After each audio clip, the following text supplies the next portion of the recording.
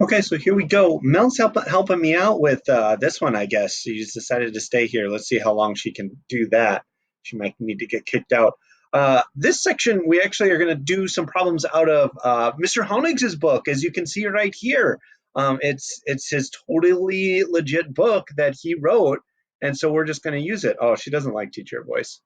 So here we go. So we want to find the x-intercepts. To find the x-intercepts, we have to factor this thing. So we'll set it equal to 0 and factor by replacing y with 0. And then the rest we're going to factor. So we need something that multiplies to be 35 and adds to be 12. You might be thinking, oh, I know what that is. It's 7 and 5. X plus and x plus. Now, we need to figure out what our zeros are, our solution. So what is going to make each one of those parentheses a 0? So the first one, -7 makes that thing a 0. The other one, -5, that makes it a 0. Done. This one, sure, we have f of x, but that works just the same as y. So we got 0. I want this to be purple. And I need to factor this thing. Now this one is a little bit more complicated because there's a bunch of like numbers going on. What I want to factor out first is I'm just going to factor out a 2, just to make all the numbers a little bit easier to deal with. So then we got 7 squared plus 6x minus 1.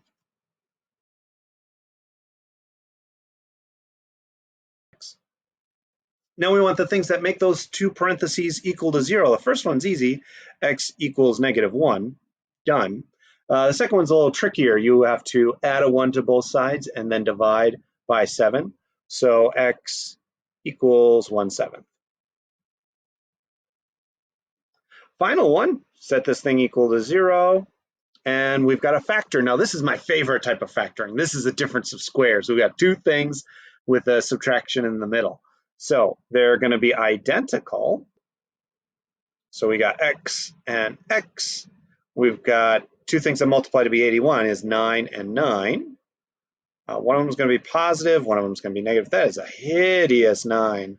That's a little better. Two things that multiply to be 64 is 8 and 8. Now the two things that are going to get this thing equal to 0, we're going to get a little plus or minus action.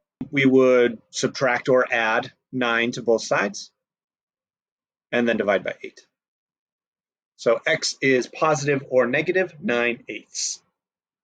When you're factoring, some of the things to look for, you want to take care of your GCFs first. As you saw in that previous example, I got rid of that 2 before I did much of anything else. Look for those difference of squares.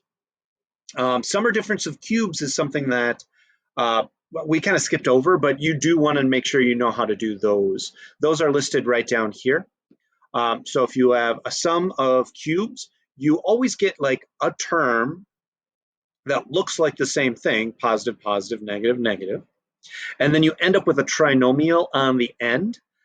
This is going to be the opposite of whatever you had. So if you have a plus, it's now a minus. If you have a minus, it's now a plus.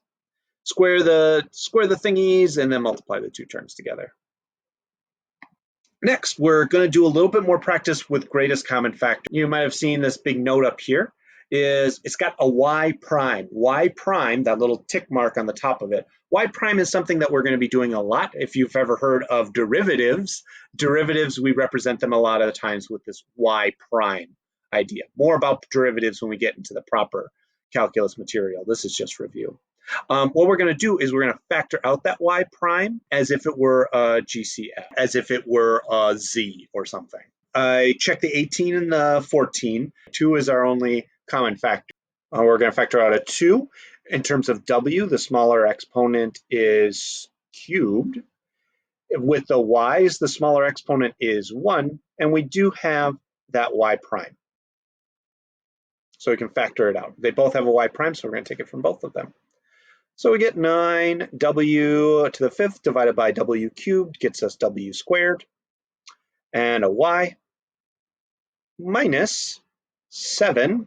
W cubes go away, the y's go away. Yeah, so here it's just 7. So I can probably cram it up there. Done. We're going to do that solving thing again, But rather than trying to solve and figure out exactly what that thing is, we're going to solve for this y prime thing. So all I'm going to factor out on that left-hand side is that y prime, nothing else. So I'm just going to take out y prime, and we're going to leave everything else in there. So 15x cubed, make that look a little bit closer to an x, y squared, minus 14x squared and y equals all that garbage. I ain't got time. Then we want to try to get y prime by itself. But since we factored it out, we can just divide by all of this stuff, this 15 y cubed y squared minus 14 x squared y. Pretty neat. So we get y prime equals negative 15 x squared y cubed plus 14x squared y squared all over 15x cubed y squared minus 14 x squared y. Now you might be tempted, ooh, I'm going to cancel those 15s, I'm going to cancel those 14s, I'm going to cancel x's left and right. No, no, no, no, no, no, no, no, no. You can only do that if it's something divided by itself with like all wrapped up and real nice. This one is all loose and wiggly. We need to factor these pieces before we can do any canceling. So we can factor out an x squared and a y squared. And we're left with negative 15y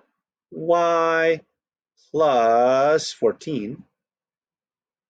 Okay, on the bottom, we've got a y and an x squared and a y. And you know what I'm also going to do is I'm also, because see how these are opposite signed? We've got positive and negative, negative and positive. I'm also going to factor out a negative. That way I can switch the signs. Maybe these will match. I don't know. Or I could just be wasting our time. Who knows? So this is going to be negative 15. Yep, I'm wasting our time. XY.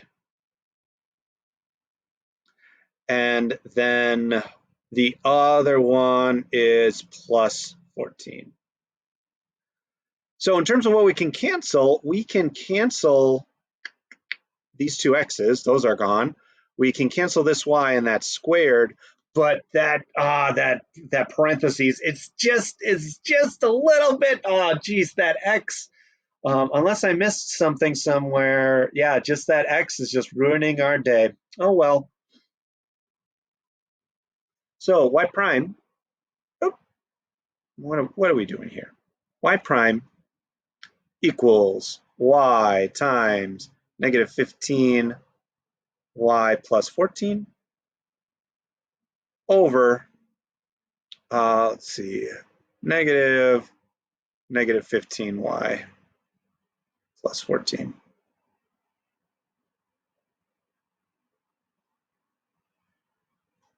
All set. So bit of a mess, but yeah, whatever. It's y prime. Remember TLDR, a bunch of things that we talked about is intercepts. Those solutions that we were coming up with, those were intercepts to all of those things. So I kept saying, well, what does x equal? Those solutions are intercepts. Zeros, solutions, all the same thing.